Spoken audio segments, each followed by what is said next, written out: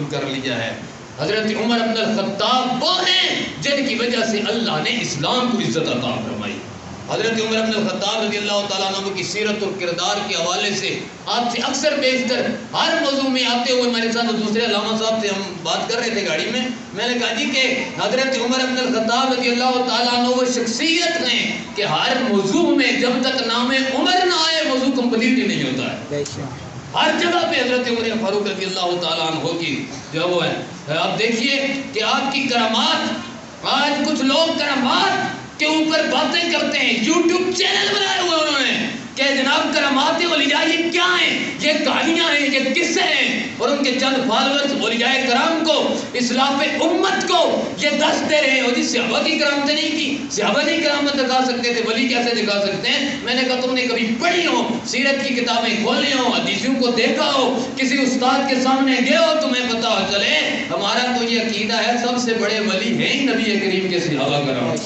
آؤ یہ دو تین کرامتیں میں حضرت عمر کی تمہیں بتا دیتا ہوں. آج شاید کسی کی اصلاح ہو جائے، میں تو کہتا کسی کو کچھ نہیں سکتا. آج جدت پسندی کا دور ہے، ہر آدمی آزاد ہے اپنے کنسیپٹ کو رکھنے میں، اپنے عقیدہ نظریہ رکھنے میں، لیکن تھوڑا سا میں دعوت فکر تمہیں ضرور دوں گا کہ یہ جو جھوٹی بھی ہوتے ہیں نا، کسی استاد کے سامنے بیٹھ کے پڑے ہوئے نہیں ہوتے، ان کی باتوں میں نہ آیا کریں، کیونکہ ہر چیز کو اللہ نے ایک مقام اور مرتبہ دیا ہے. ہم لوگ کسی جو ہے وہ کم ڈاکٹر سے دوائی نہیں لیتے، جان کا خطرہ ہے، ڈاکٹر اسی سے لیتے ہیں جو اسپیشلسٹ ہو. یار اگر جان کے لیے، جان کی حفاظت کے لیے ہم صرف جان جو ڈاکٹر ہے اس اسپیشلسٹ سے دوائی لیتے ہیں، تو ایمان کی حفاظت کے لیے جو دین کی ایکسپرٹ اور اسپیشلسٹ علماء کرام ہیں ان کے علاوہ دین بھی کسی سے نہ لیا کریں.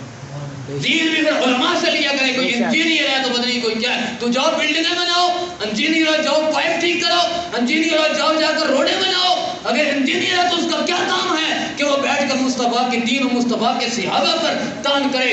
اور میں نوجوانوں کو یہ آج فکر دیتا ہوں، یہ شخص تمہیں اللہ اور اس کے رسول سے بھی دور کر رہا ہے، صحابہ کرام کی صراحتاً گستاخیاں کر رہا ہے، اولیاء کرام کو تو یہ مانتا ہی نہیں ہے. تو اس بندے کا آدھا تتر آدھا بٹیر ہے، تو جہاں سے اس بندے کو نظر آئے اس کا کلپ فوراً بلاک کر دو اس کو، کیونکہ یہ تمہارے ایمان کا ڈاکو ہے اور اس نے آج تک کسی عالم کے سامنے نہیں بیٹھا. اس کی وجہ یہ تھی کہ یہ بندہ صرف اتنا سمجھتا ہے کہ جب میں سامنے بیٹھ گیا تو مجھے آنی دعائے قنوت بھی خیر سے نہیں ہے.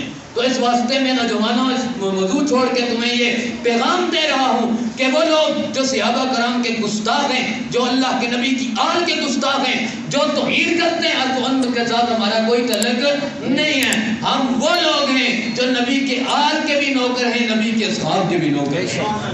ہم اللہ کے قرآن کو بھی مانتے ہیں، مصطفیٰ کے فرمان کو بھی مانتے ہیں. ہم یہ دو رائے امت کو تفرقے شرکے یہ سکھاتے نہیں ہیں. ہم اطاعت اور اتفاق کی بات کرتے ہیں، لیکن جو آدمی بھی اس طرح کی بات کرے تو کم از کم پوچھ تو لیا کریں کہ وہ بندہ اس کا علمی لیول کیا ہے. تو وہ کہہ رہا تھا کہ جی صحابہ کی کرامتیں نہیں ہیں. تو سنا جی صحابہ کی کرامتیں ہیں. آج میں حضرت عمر فاروق سے شروع کر رہا ہوں. ویسے ابو بکر صدیق کی بھی کرامتیں ہیں، یہ کرامت ہے. اور جو اہل سنت کی معتبر کتاب ہے شرح قائد نسبیہ، اس کے اندر لکھا ہوا ہے وَكَرَامَاتُ الْأَوْلِيَاءِ اللَّهِ حَقٌّ، اللہ کے ولیوں کی کرامتیں حق ہیں. حضرت آصف برقی حضرت جو بسخت بلقیس لینے کے لیے حضرت سلیمان نے کہا قرآن سے کرامتیں ثابت ہیں، کون لائے گا؟ ایک نے کہا میں لے آؤں گا آپ کی مجلس برخاست کرنے تک. ایک بندہ تھا اس نے کہا جناب یہ مجلس ختم کرنے کی بات کرتا ہے، میں آنکھ جھپکنے کی دیر میں تخت بلقیس لے کر آ جاؤں گا. تو اگر سلیمان علیہ السلام کی امتی کو اللہ نے کرامتیں دی ہیں تو مصطفیٰ کی امتیوں کو بھی اللہ نے کرامتیں عطا کی ہیں. تو جو فرمائیے جی حضرت عمر بن الخطاب بیٹھے ہیں مسجد نبوی کے ممبر پر. امام ابو نعیم رحمۃ اللہ علیہ نے دلائل النبوہ کے اندر لکھا ہے، یہ ہے میں بتا رہا ہوں، دلائل النبوہ کے اندر لکھا امام ابو نعیم نے کہ ممبر پر بیٹھ کے جمعہ والے دن خطبہ دے رہے ہیں حضرت عمر بن الخطاب. اچانک خطبہ دیتے دیتے آپ نے کیا کہا؟ یا ساریۃ الجبل، اے ساریہ پہاڑ کی اوٹ کو لو، پہاڑ کے دامن کے اندر جاؤ، پہاڑ کی طرف جاؤ. یا ساریۃ الجبل، یا ساریۃ الجبل، یا ساریۃ الجبل، اے ساریہ پہاڑ کی اوٹ کو لو. سارے صحابہ کرام پریشان ہیں، کہہ رہے ہیں کہ حضرت عمر بن الخطاب خطبے کے دوران کس کو آواز لگا رہے ہیں؟ یہ ساریہ تو ادھر مقام نعامت کے اندر گئے ہوئے ہیں، کیا یہ دیکھ رہے ہیں؟ کیا وہ سن رہے ہیں اتنے دور سے؟ یہ ساریہ مقام نعامت کیا ہے؟ یہ ایران کا صوبہ آذربائیجان ہے، وہاں کا ایک پہاڑی علاقہ ہے، مدینہ سے لے کر مقام نعامت تک پیدل 1 ماہ کا سفر گئے، اتنے دور آواز لگا رہے ہیں یا ساریۃ الجبل۔ جمعہ ختم ہوا، حضرت عبد الرحمن ابن عوف آپ آئے سامنے، فرمایا عمر یہ دوران خطبہ کس کو آوازیں لگا رہے تھے؟ فرمایا رأیتہم یقاتلون عند جبل، فرمایا کہ میں نے دیکھا جو لشکر ہم نے بھیجا ہے وہ پہاڑ کے پاس لڑ رہے تھے کافروں سے، اور کیا ہوا؟ یأتون من بین ایدیہم ومن خلفہم فلم املک ان قلت یا ساریۃ الجبل، فرمایا میں نے دیکھا کفار ان کو آگے پیچھے سے گھیرے ہوئے تھے، مجھے ضبط کا جرانہ نہ رہا، میں نے پکار کر کہا یا ساریۃ الجبل، اور ساریہ پہاڑ کی طرف جا، اللہ تجھے فتح عطا فرمائے گا۔ اتنے دور سے دیکھ رہے ہیں، درمیان میں کتنا فاصلہ ہے، یہ فاروق اعظم کی بصارت کا ہے، یہ آپ کی نگاہ کا کمال ہے، اور اب آپ کی آواز کا کمال دیکھیے۔ جب کچھ عرصہ گزرا حضرت ساریہ نے قاصد بھیجا خط لکھ کے، فرمایا کہ ہم لڑ رہے تھے، کافروں نے ہمیں گھیرا ہوا تھا کہ اچانک ہمیں آواز آئی یا ساریۃ الجبل، ہم نے پہچانا فاروق اعظم کی آواز تھی، تو ہم جب پہاڑ کی طرف جا کر لڑے اللہ نے مسلمانوں کو فتح عطا فرما دی۔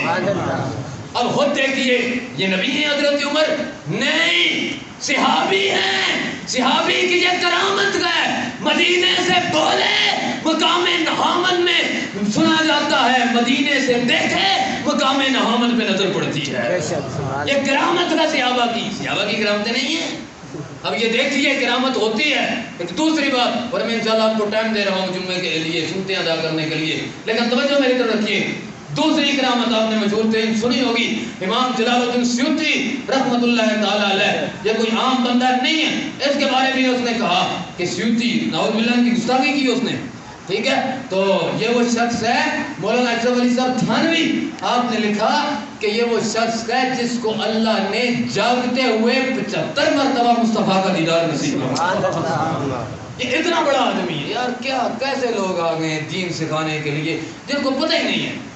تو امام جلال الدین سیوطی رحمت اللہ تعالی علیہ آپ نے لکھا تاریخ الخلفاء کے اندر، دیگر بہت سی کتب سیرت کے اندر موجود ہے کہ حضرت عمر فاروق رضی اللہ تعالیٰ عنہ کے دور میں حضرت عمر ابن العاص رضی اللہ تعالیٰ عنہ نے مصر کو فتح کیا، اور جب مصر کو فتح کیا نا اللہ اکبر کبیرہ، تو ان کے مصر کے لوگ جو مصری تھے نا حضرت عمر ابن العاص کے پاس آئے، آ کر کیا کہتے ہیں؟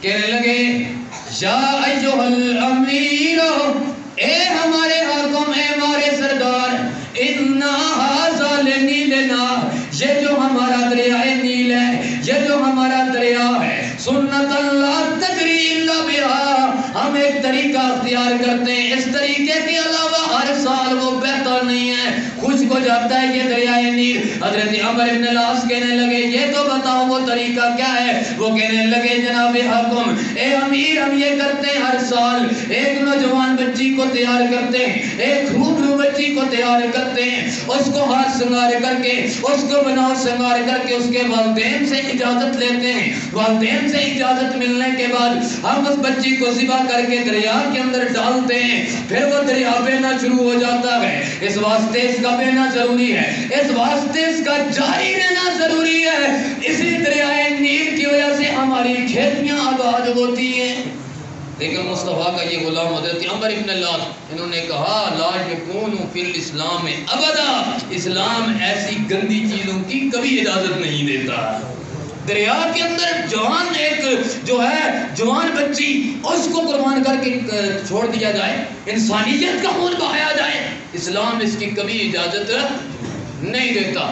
تو کچھ عرصہ گزرا تو واقعی دریائے نیل جو ہے وہ خشک ہو گیا، اور جب وہ خشک ہو گیا نا حضرت عمر بن العاص نے مدینے میں خط لکھا خلیفہ ثانی حضرت عمر بن الخطاب رضی اللہ تعالیٰ عنہ، ان کو کہنے لگے کہ میرے پاس لوگ مصری آئے تھے تو میں نے ان کو یہ جواب دیا ہے، انہوں نے کہا تو نے بالکل درست جواب دیا ہے، لیکن آپ تھوڑا ذوق کا اظہار کریں گے تو میں حضرت عمر فاروق کا خط بھی تمہیں سناؤں گا. سمجھ آئیے نا. تو آپ کیا ہوا کہ ہم نے کہا تم نے ٹھیک کیا ہے. اس لکھنے کے ساتھ آپ نے کہا یہ عمر ابن العاص تو نے بالکل درست کیا ہے جو لوگوں کو بتایا ہے. لا یکون فی الاسلام ابدا. اسلام غیر شرعی رسموں کی اجازت نہیں دیتا. اسلام بےہودہ رسموں کی اجازت نہیں دیتا. اسلام لغو رسموں کی اجازت نہیں دیتا. تو نے بالکل درست کیا ہے. لیکن یہ میں ساتھ خط لے کر آیا ہوں. اس خط کو جا کر رات کے وقت اس دریا کے اندر ڈال دینا. صبح دیکھنا رب اپنا کرشمہ کیسے دکھاتا ہے. سبحان اللہ. یاد رکھیو یہ خط کسی انسان کو نہیں لکھا جا رہا. یہ خط دریا کو لکھا جا رہا ہے جس کی آنکھیں بھی نہیں ہیں لیکن وہ پڑھے گا. جس کے کان بھی نہیں ہیں وہ سنے گا. جس کا دماغ بھی نہیں ہے بلکہ وہ عمل کرے گا. جناب فاروق اعظم نے خط لکھ کے بتا دیا لوگوں مصطفیٰ کا جو غلام ہوتا ہے رب اس کے لیے ساری کائنات کو مسخر کر دیتا ہے. سبحان اللہ. مسخر کر دیتا ہے. توجہ فرمائیے آپ نے کیا لکھا. انہوں نے لکھا من عبداللہ عمر امیر المؤمنین الی نیل مصر. فرمایا اللہ کے بندے عمر ابن الخطاب امیر المؤمنین کی طرف سے یہ خط مصر کے دریائے نیل کی طرف گئے. آگے کیا لکھا. فرمایا فَإِن كُنْتَ تَجْرِي مِنْ قَبْلِكَ وَلَا تَجْرِي. اے دریائے نیل اگر اس سے پہلے تو اپنی مرضی سے بہتا تھا تو بے شک نہ بہ. ہمیں تیری ضرورت نہیں ہے. وَإِنْ كَانَ اللَّهُ يُجْرِيكَ. اگر میرا اللہ تجھے چلاتا تھا وہی رب تجھے چلا دے گا. تجھے بہنے کی ضرورت نہیں ہے. انسانی جان کے قتل کرنے کی ضرورت نہیں ہے. قربانی لینے کی ضرورت نہیں ہے. یہ مختصر سا خط تھا. آپ نے یہ لکھ کر دیا. حضرت عمر بن العاص نے رات کے وقت جا کر رکھا. کہتے رات کو سوئے صبح دریا اس قدر جاری ہوا کہ آج تک باقی دریا تو خشک ہوئے کبھی دریائے نیل خشک نہیں ہوا ہے. اب میں سمجھانا یہ چاہتا ہوں کہ اللہ نے ہر انسان کو اپنے مقرب بندے کو ایک شان عطا فرمائی ہے. یہ آخری میرا بڑے کام کے جملے ہیں یاد رکھیے گا. نبی کو اللہ نے معجزہ دیا ہوتا ہے. کیا دیا ہوتا ہے؟ معجزہ.